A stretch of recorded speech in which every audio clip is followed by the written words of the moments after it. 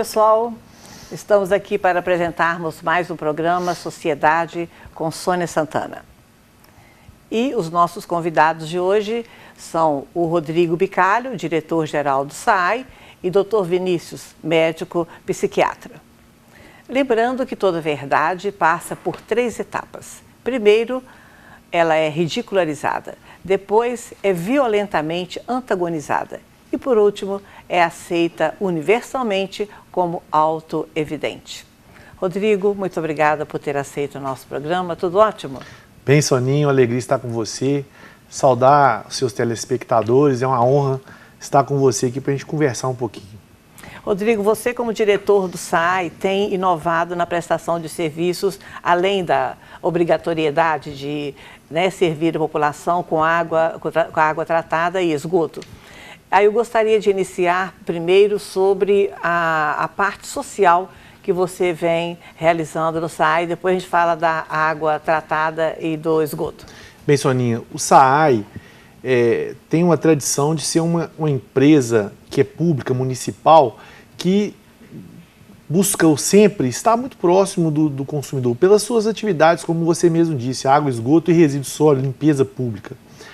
E, nesse sentido, a interação com a sociedade é muito importante. Então, nós temos aumentado muito o trabalho de coleta seletiva, de reuniões com os moradores, associações, tentando essa proximidade com a população.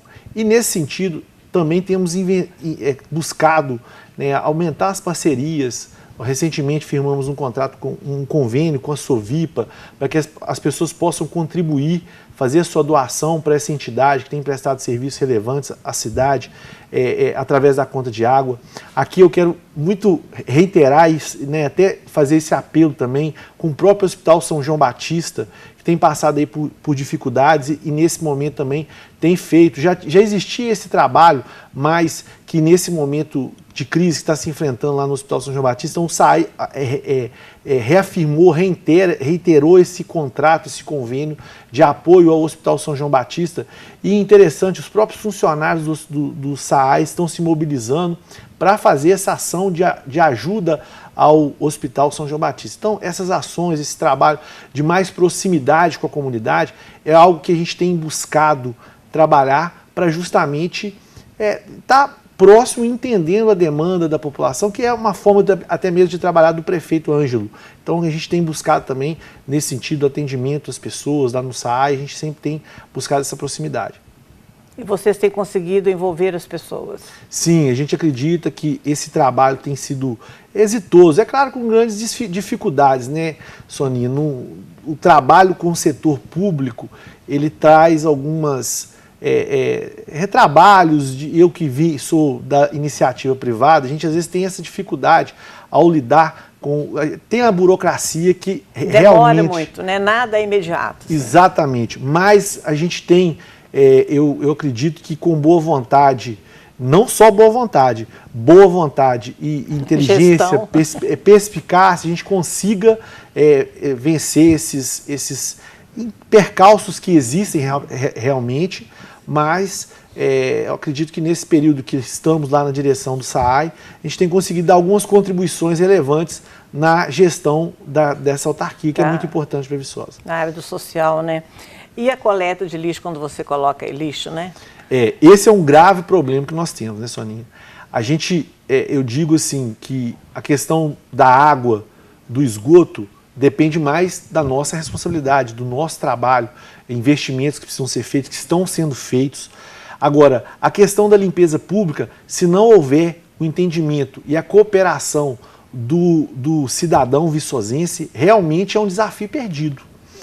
Nesse sentido, nós fizemos uma grande readequação do sistema de coleta no ano passado, muitas coisas mudaram, a gente inseriu os triciclos, o pessoal acha até foi diferente, poucas cidades que usam, com isso a gente conseguiu alguns impactos na melhoria de áreas que não eram atendidas pela coleta de lixo, passaram a ser, e um impacto significativo até mesmo com manutenção de equipamentos, veículos e assim por diante. Agora nós precisamos dar um passo além, e é nisso que nós estamos nesse momento trabalhando. Nós estamos com um projeto um projeto básico para uma usina de reciclagem, a ser implantada na própria área do aterro sanitário. Isso já está num processo já de um projeto básico. A gente, nesse período, estudando algumas iniciativas exitosas, o caso, por exemplo, da cidade de Itaúna, que tem um índice elevado de coleta seletiva. Então nós fomos lá, observamos o processo de coleta lá, estamos trabalhando um projeto de usina de triagem parecido com o que está sendo feito por lá, e a ideia é buscarmos mudar a cultura com a coleta seletiva sempre mais enfatizada. E nesse sentido, ainda a gente acredita aí ainda dentro desse próximo semestre, a partir do segundo semestre, nós já vamos começar com alguns pilotos, onde nós vamos estar trabalhando a coleta seletiva alternada. Um dia coleta seletiva, outro dia coleta convencional. E com isso a gente vai estar levando, e aí voltando até a sua pergunta inicial, maior condição para os catadores, porque todo o material que ele é separado aonde que a gente tem as coletas seletivas, a coleta seletiva implantada, a gente destina para as associações de catadores de Viçosa. Então, a nossa intenção, o nosso objetivo é que isso se avance, alargue muito mais, e com isso a renda dessas pessoas, que são muito importantes, fazem um trabalho muito benéfico para o meio ambiente, possa ser melhorado. Então nós temos boas coisas, até numa próxima oportunidade a gente vai estar divulgando isso de uma forma mais detalhada. E o precioso líquido que é a água? Bem, Soninha, a gente... O que vocês têm feito aí para liberar exatamente. o uso da água com mais tranquilidade? Bem, nós... eu assumi num momento muito difícil no SAAI, a direção do SAAI, foi em outubro de 2015, nós estávamos num momento já de racionamento já de muito tempo, com falta d'água em diversos pontos da cidade. Naquele momento o prefeito estabeleceu um comitê de crise hídrica, de enfrentamento à crise hídrica, envolvendo técnicos do SAAI, membros da sociedade civil. Essa equipe, por diversas vezes, se reuniu, a gente buscando alternativas, e nesse sentido, já o ano de 2016, nós já tivemos um ano, por mais que tenhamos as mesmas dificuldades, mas com obras, com investimentos que foram realizados pelo SAAI, nós já tivemos uma situação menos problemática do que o ano de 2015. Então, eu até cito aqui, nós tivemos o problema, a represa chegou a esvaziar, mas nós tivemos muito menos problemas de atendimento, por exemplo, de carro-pipa, que no ano de 2015 ocorreu com muito maior quantidade. Mais frequência, né? Então isso fruto do quê? Em final de 2015 nós assumimos, com o empenho, com o envolvimento da nossa equipe e com a liderança do prefeito Ângelo Schecker, no sentido de a gente realizar rapidamente soluções. Foi feita uma obra muito importante na região do Silvestre, onde interligou o sistema, a gente pôde pressurizar o sistema em novas áreas que não eram atendidas pela ETA 2, passaram a ser. Conseguimos dar andamento célere ao projeto de ampliação da ETA 2, que foi feito o projeto, licitado e iniciada a obra todo no primeiro semestre, início do segundo semestre de 2016. E essa obra já está numa fase avançada. Nós vamos conseguir já esse ano, a ETA foi planejada para tratar 100 litros por segundo. O ano passado, com manobras, nós chegamos a tratar 140 litros, e agora já de imediato, ainda para esse ciclo agora mais forte que esse ano ainda estamos enfrentando, embora tenhamos tido chuvas agora nesse mês de maio, mas estamos enfrentando pelas médias históricas, janeiro, fevereiro, abril, estão muito abaixo das médias a média histórica de outros anos. Então, com esse trabalho que está sendo desenvolvido de ampliação da ETA 2, outros projetos um recurso que conseguimos através do Comitê da Bacia do Piranga, de R$1 milhão para projetos tanto de ampliação do sistema existente, tanto quanto outro sistema para resolvermos a crise para o problema de abastecimento público de água em Viçosa nos próximos anos. Acredito que nós estamos dando passos efetivos e largos para definitivamente vencermos esse problema no nosso município. Rodrigo, antes de concluirmos a nossa entrevista com você e de ouvir a sua mensagem aos nossos telespectadores, você vai participar do momento ping-pong aqui do nosso programa. São perguntas rápidas e você também vai responder com rapidez, ok? Ok. O que vem primeiro, Deus ou família? Deus. Você tem medo? De ficar longe de Deus. Uma notícia boa e uma notícia ruim? O nascimento das minhas filhas sempre foi uma notícia muito boa, e o falecimento do meu pai, que foi até recentemente. Um sonho? Construir coisas positivas para a cidade, para a minha família, tá empreendendo sempre. O melhor momento? Eu acho que o melhor momento é o de hoje, Soninha, que a gente tem condição de avançar ainda mais. Ilha deserta? Minha mulher e minhas filhas. Tapete vermelho? É uma pergunta difícil, né? São tantas pessoas importantes na minha vida, mas o tapete vermelho vai para minha mãe. Saudades? Do meu pai. O que você não gostaria de lembrar? De às vezes, vivências que a gente inveja, falta de solidariedade, falta de amor ao próximo. Isso aí, desde a minha juventude, sempre me deixou bem triste, e também isso aí é uma coisa que, né, falta de solidariedade, falta de amor, falta de tentar se solidarizar-se com as pessoas. Rodrigo, lembranças para? Lembranças para todos os amigos, né, que fizeram e fazem parte dessa caminhada que a gente vem desenvolvendo aí, né, nesse período que a gente está, né, nessa caminhada na vida, né? E a sua mensagem aos nossos telespectadores? A mensagem, Soninho, eu acredito que é de esperança, de busca de união. O problema de saneamento em Viçosa, né, aí eu vou voltar aqui no tema do meu trabalho hoje, que é o SAAI. O problema de saneamento básico hoje em Viçosa é um problema que precisa ser enfrentado. Nós temos ainda questões que estão muito atrasadas, e não é com pequenas politicagens que a gente vai conseguir avançar nisso.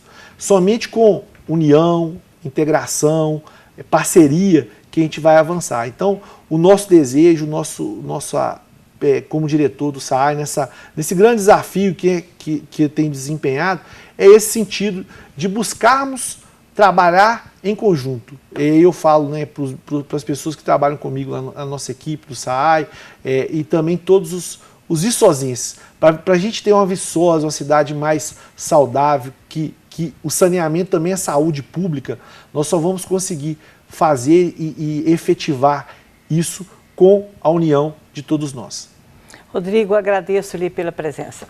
Obrigado, Soninha. Obrigado a todos. Gente, nosso programa, vamos fazer um intervalo e voltamos já já.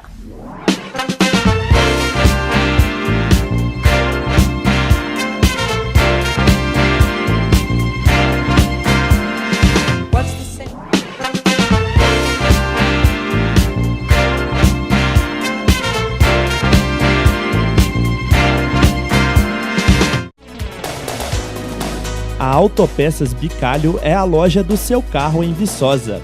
Aqui você encontra a maior variedade de peças e marcas, os melhores produtos para mecânica e elétrica do seu veículo, além de acessórios com os melhores preços. Autopeças Bicalho, Avenida Marechal Castelo Branco, número 1510, bairro Santo Antônio. Telefone 3891-0300.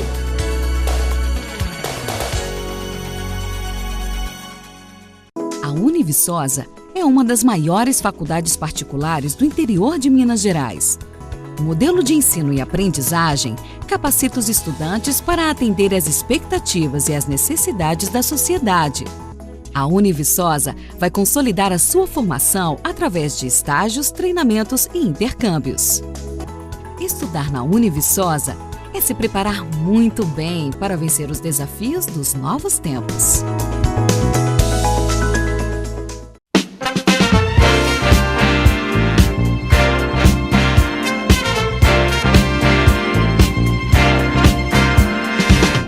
Oi, pessoal. Estamos de volta e agora vamos conversar com o médico psiquiatra, Dr. Vinícius Expedito Martins. Tudo bem, doutor? Tudo bem, Soninha.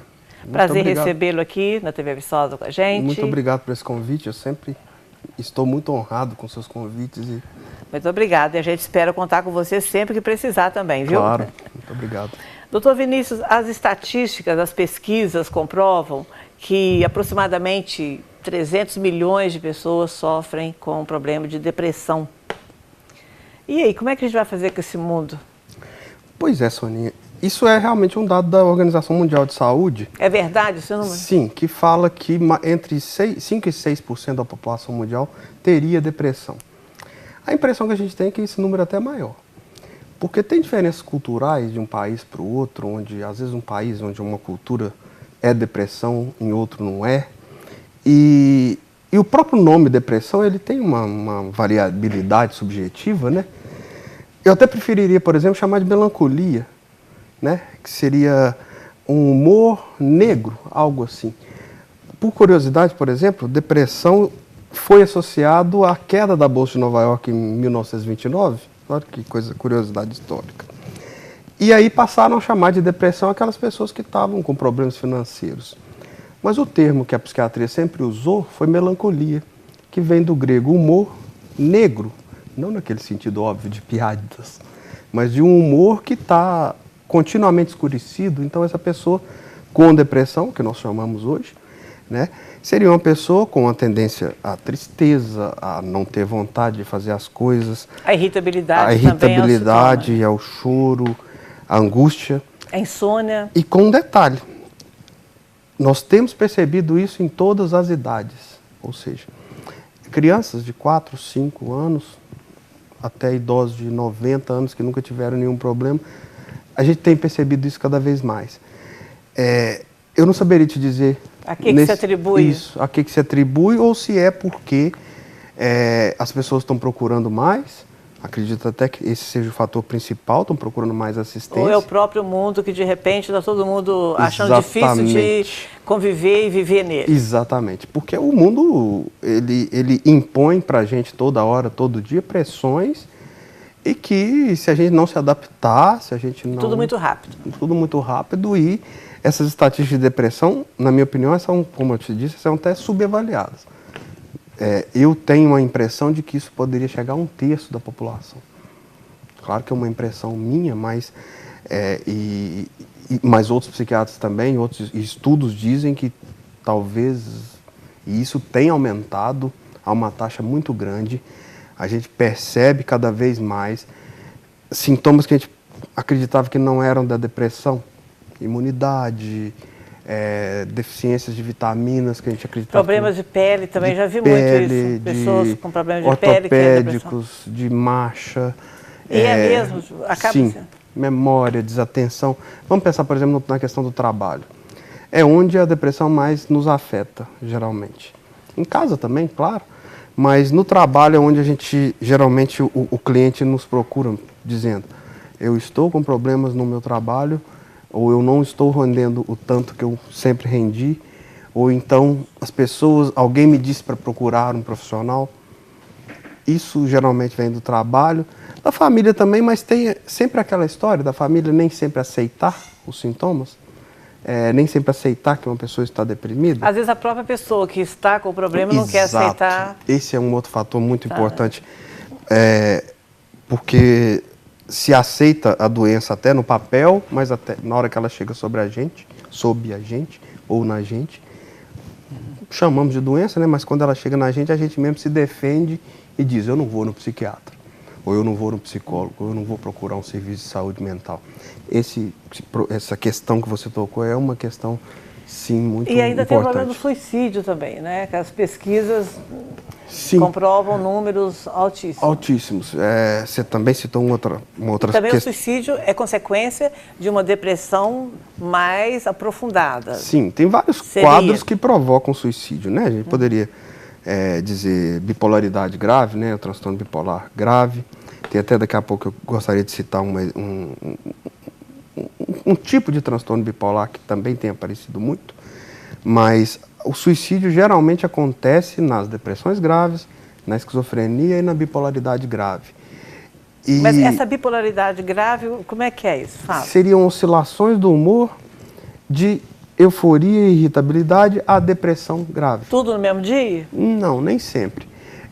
Isso varia muito de uma pessoa para outra. Algumas pessoas variam em semanas, outras variam em horas, outras variam em meses. Isso, inclusive, faz parte do diagnóstico. O psiquiatra precisa saber disso para melhor tratar esse cliente, esse paciente. Por quê? Alguns medicamentos agem para quem oscila muito rápido, outros agem para quem oscila mais lentamente. Mas há um diagnóstico, como eu disse, que eu gostaria de levantar aqui, que tem acontecido muito, que é a chamada depressão bipolar.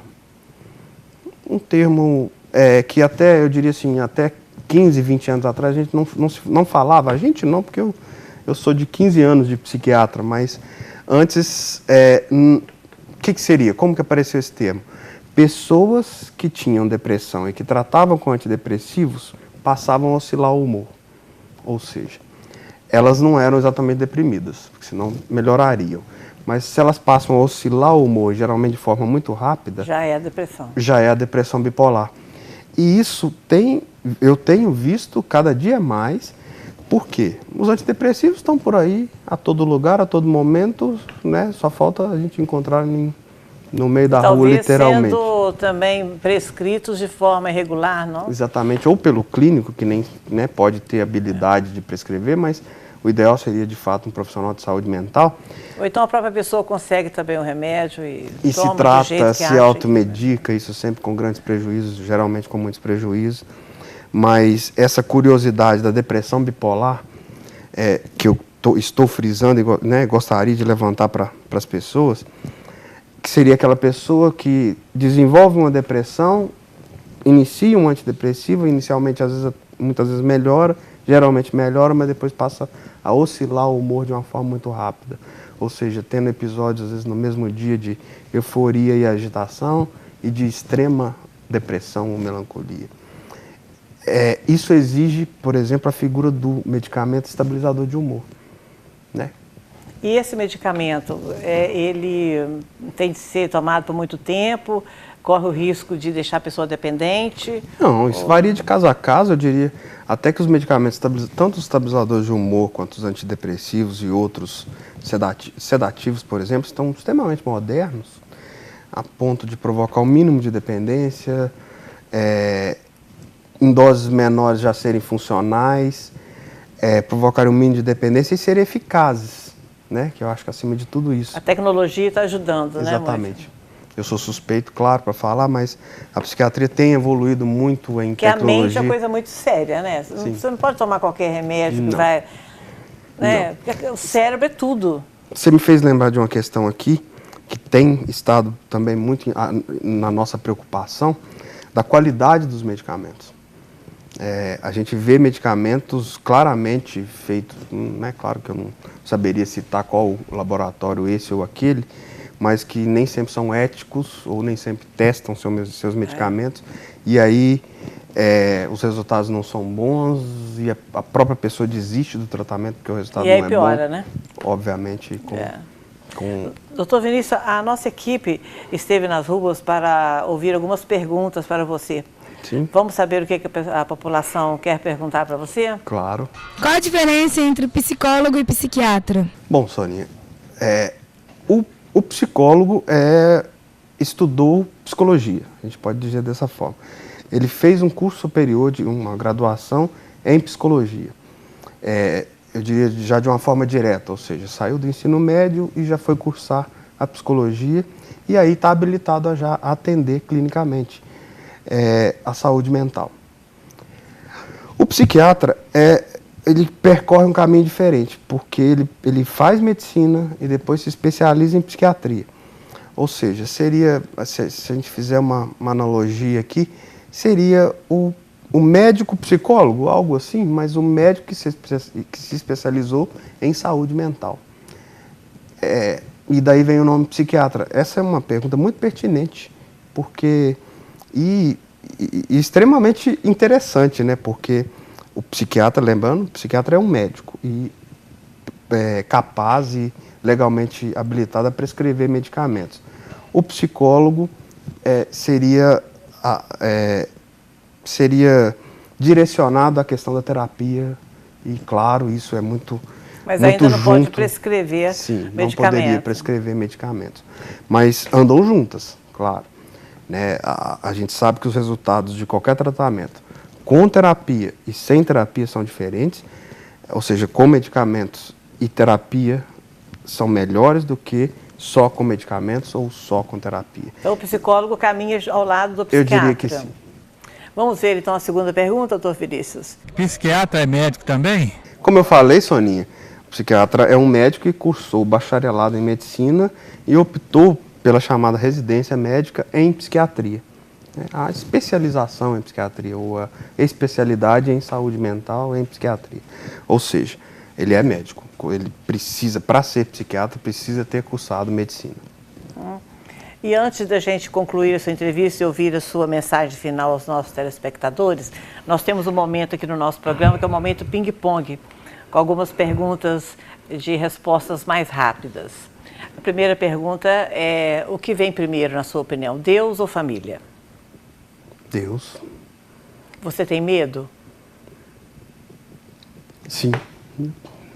Eu diria que o medo é natural do ser humano, né? Embora eu não esteja sendo ping-pong aqui mais, mas o medo é um sentimento natural do ser humano que o protege de muitas coisas. Então eu diria que sim, eu tenho medo. Uma notícia boa. O Brasil está caminhando no sentido político.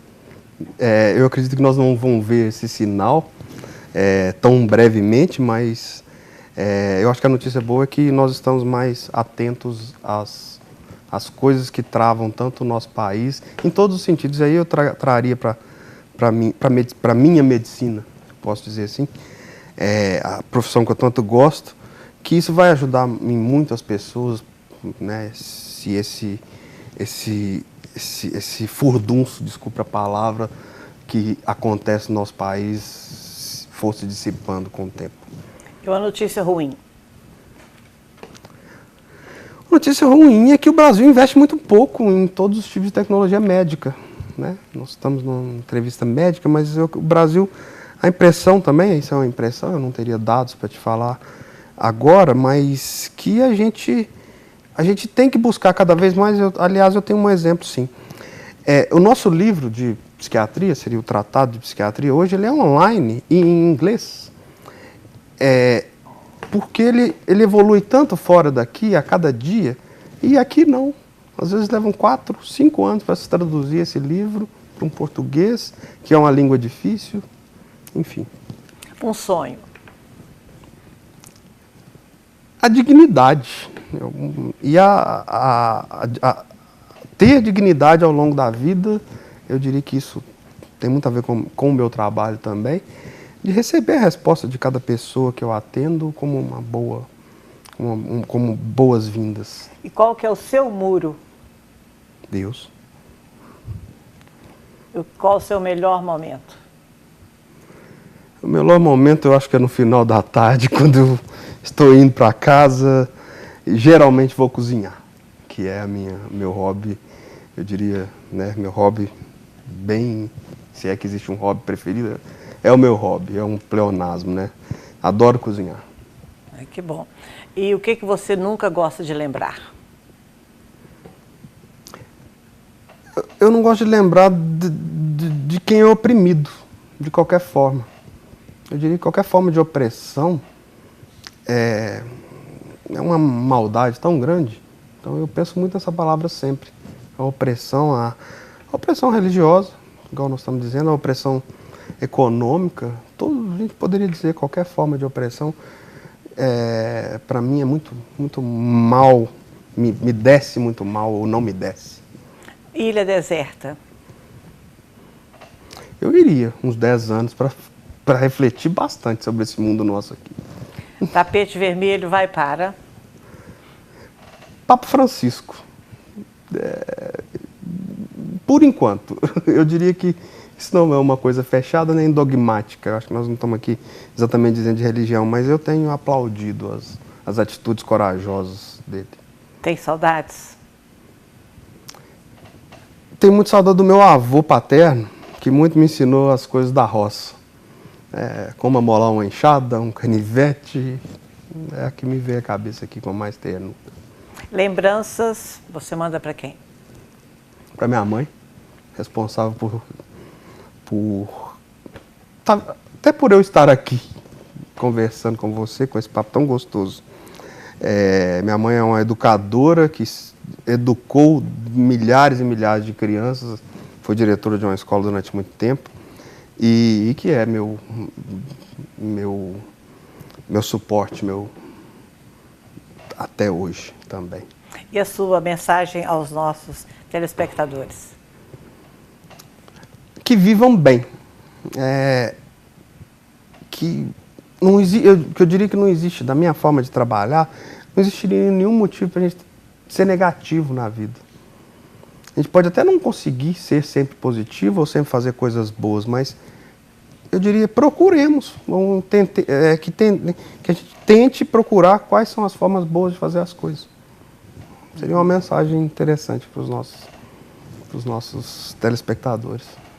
Bom, e o nosso programa está terminando. Eu quero agradecer nosso convidado, o Dr. Vinícius Expedito Martins, que é médico psiquiatra, e agradecer também a você, amigo telespectador, que está apoiando o nosso trabalho.